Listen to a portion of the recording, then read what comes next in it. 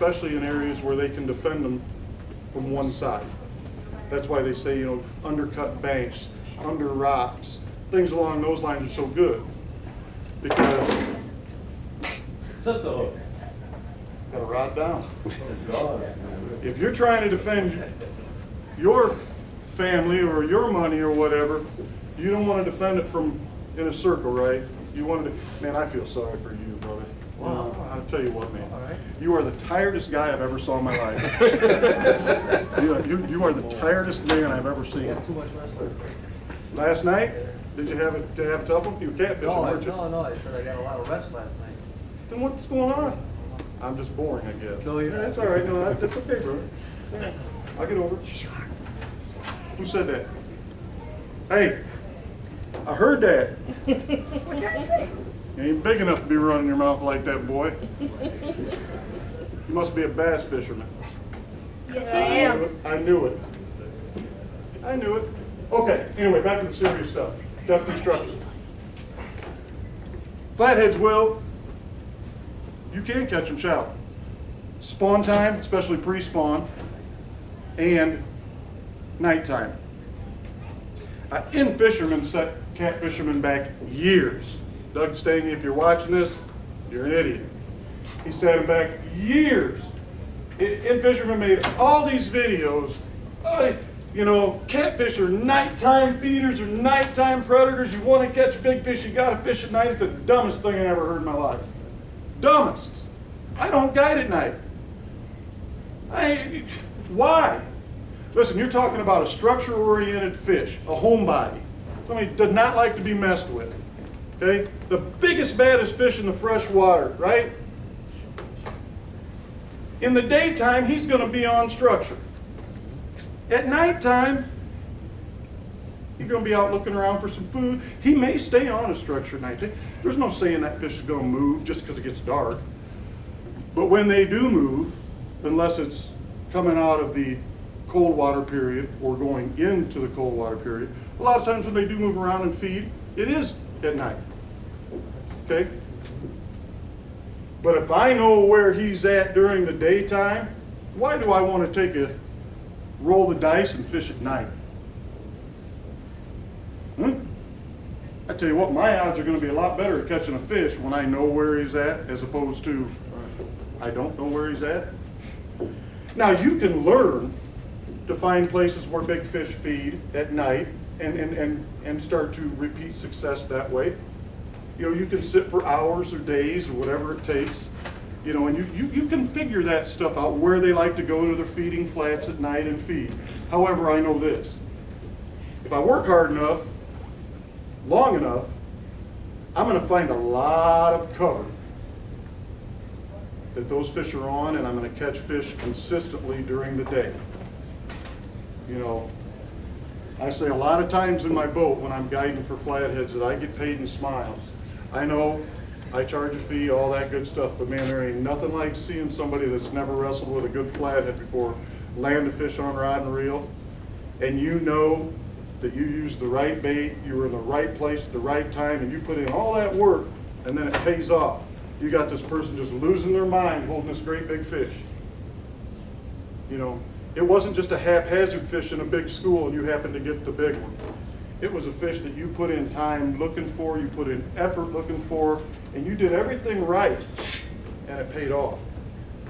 That's why flathead fishing to me is so special compared to, say, just fishing for channel cats or blues, which I love. You know, I love all catfish equally. Got a couple channel cat tattoos too. I didn't leave them all out, but anyway. So I'm going to talk a little bit more here. Any questions so far? Other than where you can get a good night's sleep? All right, bait. Temperature. Temperature. Yeah. So you got it up there. It's the first consideration before depth and structure or anything. So how does that work? Okay, that's a good question. And I just wrote these in no certain order, but I'm glad you brought that up. Okay, temperature. Flatheads are not known to feed very much, if at all, when the water drops below, say, 47 to 50 degrees. Okay. Now you'll have guys, in fishermen again, and these guys catching fish up in Minnesota, flatheads all year round. They're snagging most of them. I've seen not millions, that'd be a little bit of an embellishment, but I get a little rambunctious from time to time. But I'm flathead to me, I mean, really, I like them more than I like people. I'm just being honest with you. That's the truth. I don't hold too many punches, I'm just telling you. Anyway, that 47 to 50 degree, can you catch them a little cooler than that? Sure. Can you accidentally catch some during the winter? Sure. I caught a 60-pound 4-ounce fish about 6 or 7 years ago in January something or other. I was fishing a ledge and there was ice floating down the river, but the river was open. There was just chunks of ice coming down the river. But so I had to nose my boat into the bank in an eddy area so the ice was just flowing by me. But I could throw my bait out, which I was using big clumps of redworms, just fishing for channel cats. Nothing like a good channel cat coming out of 32-degree water. I mean, man, that's some good eating. But anyway, threw it out, and it would drift into the ledge. Well, luck had it, them redworms must end up right up on the lips of a flathead. You know, and he sucked them in. But you just don't see that very often. That's the exception, not the norm. But typically, if you're looking for a time frame, so you've got the temperature there. The bite will start to pick up when, you know, they start to really move around a little bit when the water gets into the 40s. And they really start to feed again right around that 50-degree mark. That's the magical number. We don't all really know. I mean, I guess every fish is different. There's some that might feed at 42 and some that might 51. I don't know. Whenever they get the urge. We can say we know a lot of things about fish, but technically we're going on some tendencies and stuff. Not one of us really know what goes on underwater all the time. What bait fish do you recommend using? What bait fish has the best luck with? Green sunfish, bullhead, baby carp, what? What's your best bait fish? The best bait. Now, there's got to be some pretty...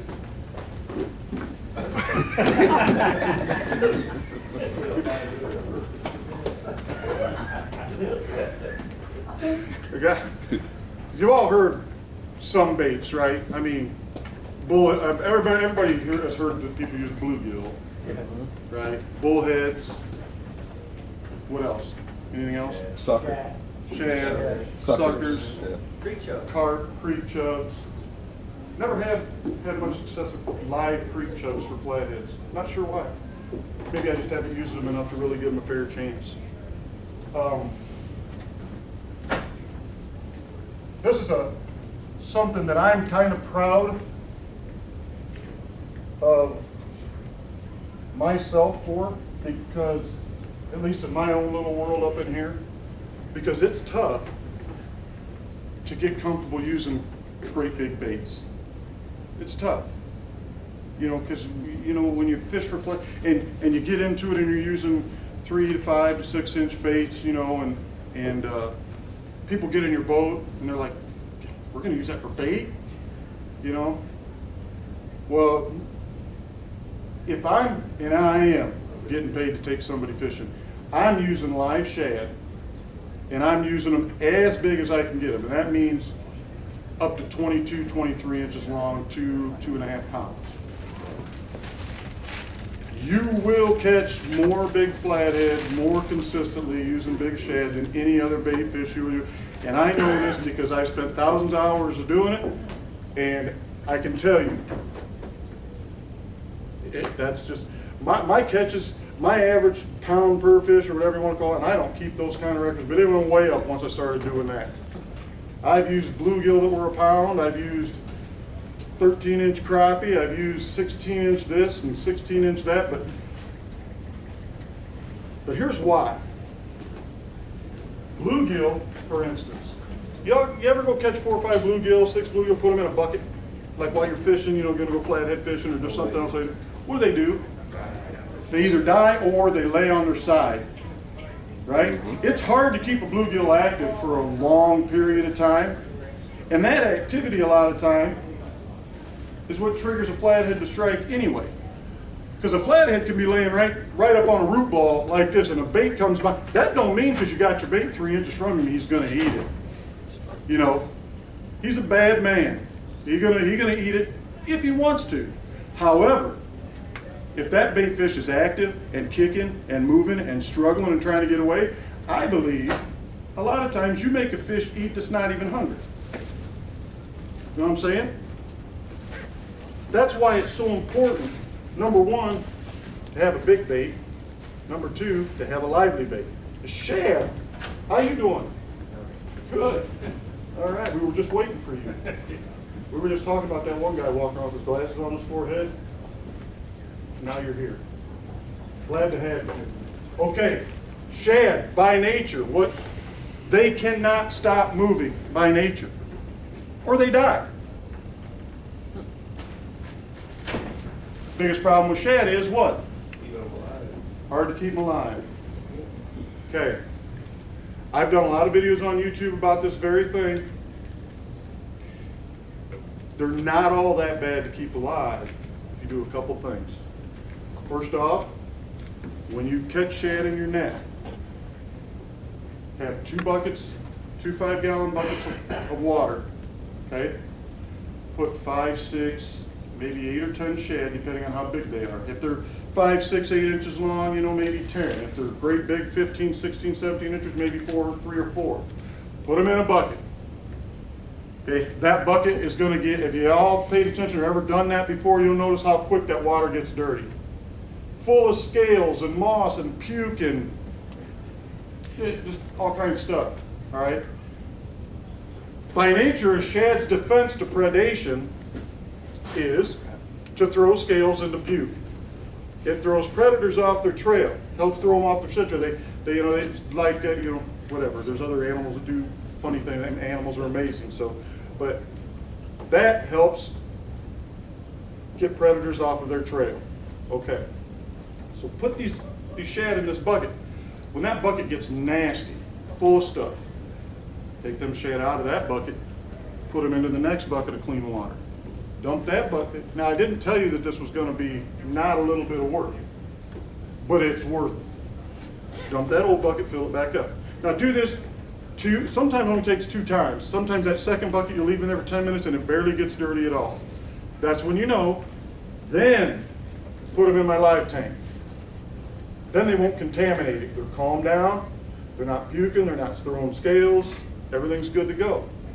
Then in a big tank with cool water, circulating a little air, you can keep them alive for a while. You'll be surprised how long you can keep them alive. Okay. But if you just grab 20, 30 shad, throw them in your bait well that you're going to use all day or night to fish, you know, you're going to start losing those shad in 20 minutes because everything they're breathing is toxic. Okay, so now if you're willing to do a little bit of work to keep shad alive, you can. Don't give up on it, like you said. When the reward can be the kind of fish that makes you lose your mind or makes your friends lose your mind, it gives you the ultimate thrill, a little bit extra work here and there is absolutely worth it. I think anyway, you know, but that's neither here nor there. I guess that was a long explanation for what you asked, which was what bait I would use. Me, I'm going to take the time to keep shad alive, and I'm going to use the biggest ones I can find. If it's 5-inch shad that day, that's what I'm using. If it's 20-inch shad, I'm smiling from ear to ear going, this person's going to catch a big fish today, and I know it. Very rarely do I go fishing with the exact bait I want. 14 to 20-inch shad and not catch a fish at least, you know, at least a 15 or 20, which is, man, if you get tired of catching 15 and 20 pound fish, I can't help you. You know, I mean, I'll take a 15-pound fish every day. I got not one problem with that. That's a good fish. But just knowing what the river, yes sir. I didn't know if you were going to lead into it or not, but how do you rig that? I'm going to show you that. I'm going to open the floor up to questions here in just a second, and then I'm going to show you how I rig. I'm going to show you how to tie a couple knots here in a second if you want to learn something real quick and easy. Some of you do, some of you don't. But what time is it anyway? How long I've been yakking? 1:15. I got so lost, all the people walking in and out, that I lost complete track of time. There's a clock right over there. You, my sir, are a genius. 20 after 1.